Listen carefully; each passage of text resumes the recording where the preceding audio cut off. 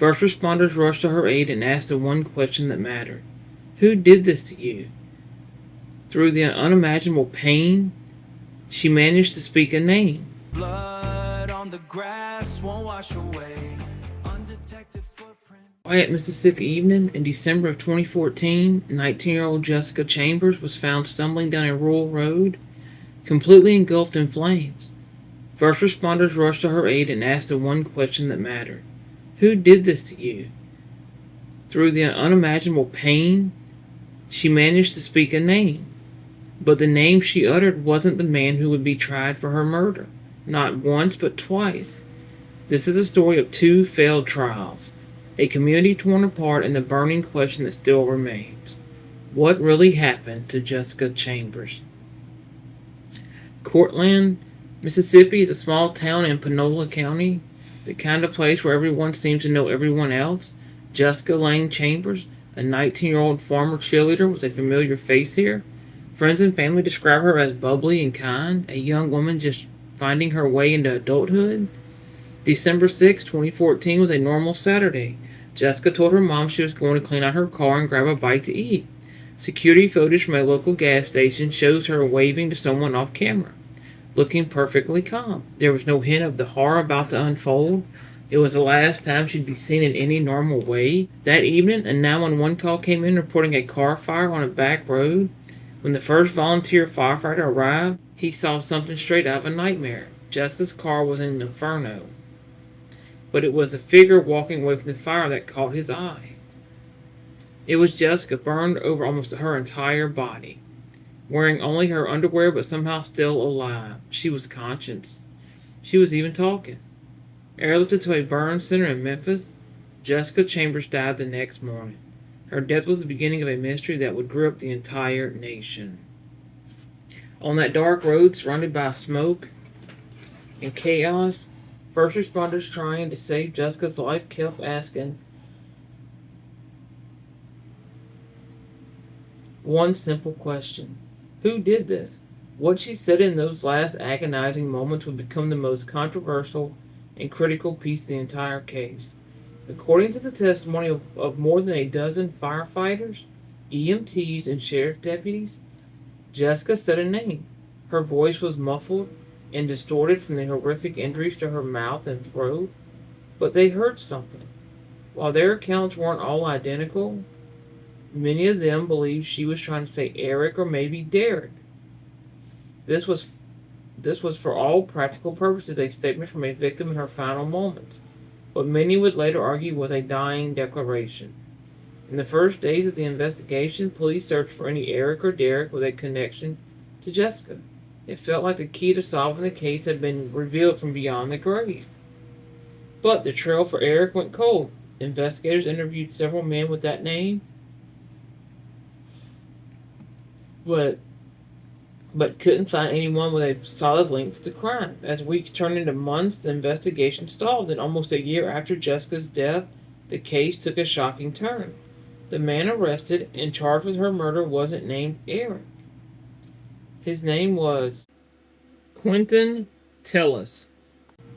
Quentin Tellis was from the same area as Jessica, and they had gotten to know each other in the months before her death.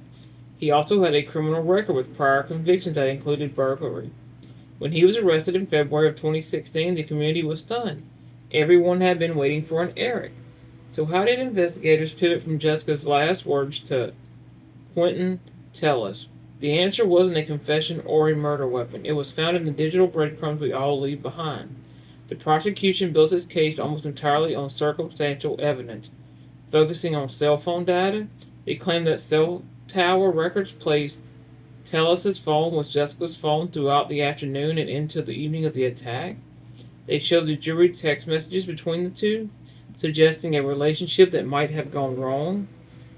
The story the prosecution painted for the jury was this. Tellis and Jessica were together that evening. He made some kind of unwanted advance, and when she refused him, he snapped. To destroy the evidence, they argued, he drove her car to that remote road, doused both her and the car in gasoline, and set it on fire.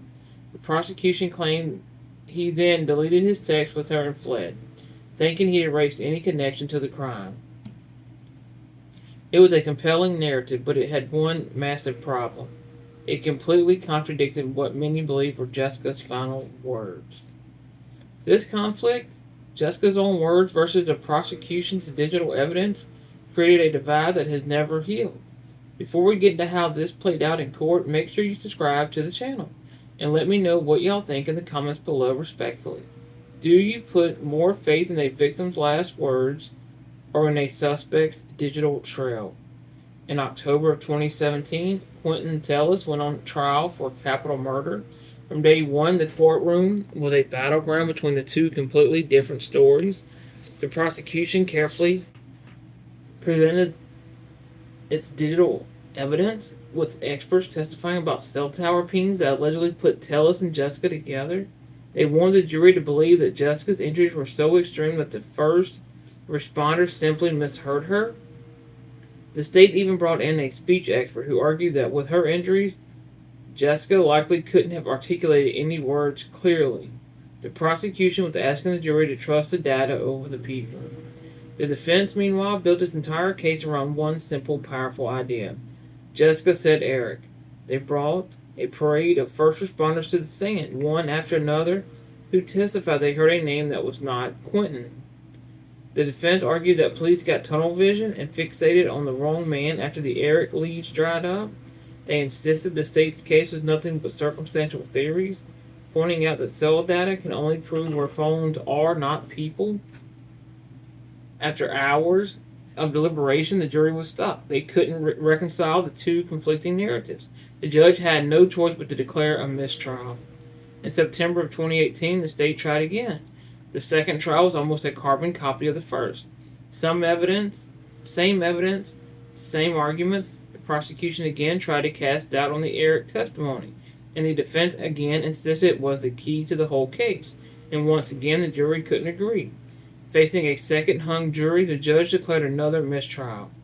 The justice system had tried twice to get an answer, and twice it had failed. With two mistrials, the legal case against Quentin Tellis for Jessica's murder is effectively in limbo.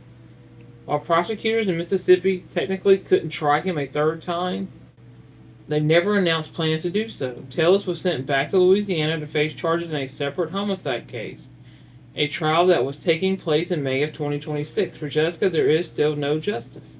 The case left deep scars on Cortland. It exposed racial tensions and drove wedges between neighbors and friends. Online, armchair detectives battled it out, with speculation often drowning out the facts. People fell into two main camps: those who believed the digital evidence against Tellis is too strong to ignore, and those who believe a victim's dying words are sacred, and that the failure to find Eric was a total failure of the investigation.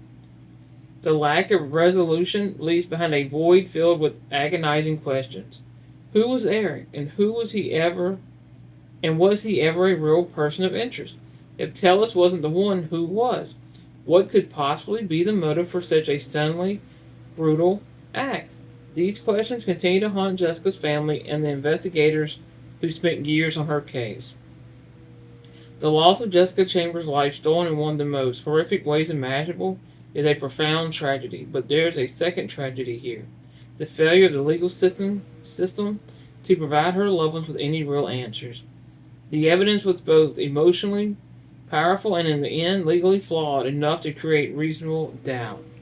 The two hung jurors show just how deep the uncertainty is this case runs. One group of 12 people could look at the facts and see a clear path to guilt, while another group could look at the very same information and see only doubt. In the Jessica Chambers case, the tragedy isn't just in how she died.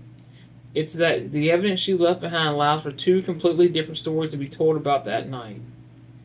And for now, her case remains what it has always been: a horrific crime, a baffling mystery, and a burning question without any answer. Blood on the grass won't wash away undetected footprints.